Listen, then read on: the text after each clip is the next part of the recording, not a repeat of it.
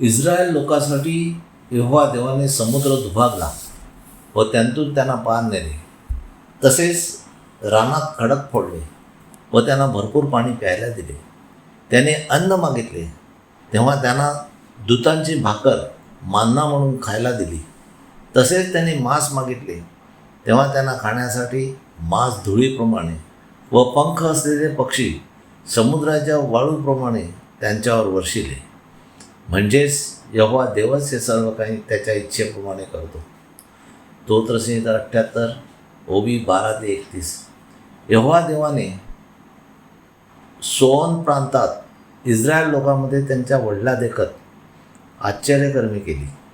यहोवा देवाने समुद्र दुभागला व त्यांना कोरडी भूमी करून त्यातून यहोवा देवाने इस्रायल लोकांना पार नेले आणि ते पाणी राशीसारखे उभे केले. आणि दिवसा कुठल्या मार्गाने जायचे ते मेघाच्या योगाने व सारी रात्र अग्निप्रकाशाने तो त्यांना वाट दाखवीत नेत असे. त्याने रानात खडक फोडले आणि त्यातून इस्रायल लोकांना भरपूर पाणी प्यायला दिले आणि पाण्याचा ओघ खडकांतून बाहेर काढून आणले आणि ते पाणी नदीसारखे वाहू लागले. तरी इस्रायल लोक यहोवाच्या देवाविरुद्ध पाप करायला लागले व परस्पर यहोवा देव त्यांच्या विरुद्ध बंड केले. आणि यहोवा देव त्यांना मान्ना देत होता तरी यहोवा देवावर संतुष्ट न होता त्यांच्या इच्छेप्रमाणे त्यांनी मांस मागितले व आपल्या हृदयात यहोवा देवाची परीक्षा पाहिली. होय, ते यहोवा देवाविरुद्ध बोलले. ते म्हणाले, रानात भोजन तयार करायला देव समर्थ आहे काय? त्याने खडकाला मारले आणि जले भळभळा निघून वाहत सुटली. त्याचे ओघ भरून उफाळले.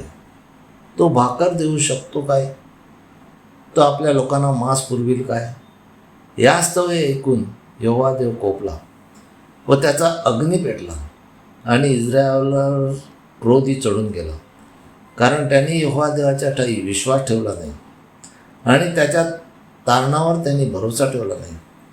तर त्याने आभाळाला आज्ञा केली व आकाशाची द्वारे उघडली आणि खाण्याकरता त्याने त्यांच्यावर मान्ना आरुषिला व त्यांना आकाशातून धान्य दिले. दूतांची भाकर मानवाने खाल्ली. त्याने त्यांना भरपूर अन्न पाठवून दिले. यहोवा देवाने आकाशातून पूर्वेचा वारा वाहिला आणि आपल्या सामर्थ्याने दक्षिणेचा वारा वाट दाखवीत नेला. आणि यहोवा देवाने इस्रायलावर मांस धुळीप्रमाणे व पंख असलेले पक्षी समुद्राच्या वाळूप्रमाणे वर्षिले. आणि यहोवा देवाने ते मांस त्यांच्या छावणीमध्ये त्यांच्या वस्त्याच्या सभोवती पडू दिले. असे ते खाऊन तृप्त झाले आणि यहोवा देवाने त्यांच्या इच्छेप्रमाणे त्यास मांस दिले. तरी इस्रायल लोक आपल्या वासनेपासून सुटले नाहीत. त्यामुळे अजून यहोवा देवाने दिलेले मांस त्यांच्या तोंडात होते. इतक्यात यहोवा देवाचा क्रोध त्यांच्यावर चढून गेला आणि यहोवा देवाने त्यांच्यातल्या दष्टपुष्टास मारले आणि इस्रायलाच्या तरुणास हाणून पाडले. यहोवा देवाच्या आज्ञा व नियम न पाळल्यामुळे आणि स्वतःच्या इच्छेने जे मागितले ते यहोवाने दिल्यानंतर त्याची स्तुती आराधना न केल्यामुळे यहोवा देवाचा कोप मानवजातीवर आला. आजसुद्धा यहोवा देवाचे नाव कोणी घेत नाही व त्याने दिलेल्या आज्ञा व नियम पाळत नाही. आणि त्याने निर्माण केलेली माणसे व त्याने दिलेल्या पवित्र आज्ञाकडून करून घेतलेल्या चमत्कारामुळे जणू काही त्यानेच ते चमत्कार केले असे समजून त्यांना संत बनवून त्यांच्या मूर्ती करून त्याची स्तुती आराधना चालू आहे. येशू ख्रिस्त म्हणतो, मी यहोवा देवाच्या पवित्र आत्म्याने भूते काढतो व चमत्कार करतो.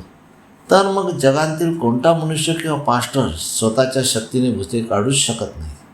म्हणून आपण माणसाला महत्त्व न देता एकच यहोवा देव त्याची स्तुती आराधना करूया. हालेलुया, आमीन. यहोवा देवाचा सेवक Anthony John Pereira builders. Praise God. Hallelujah.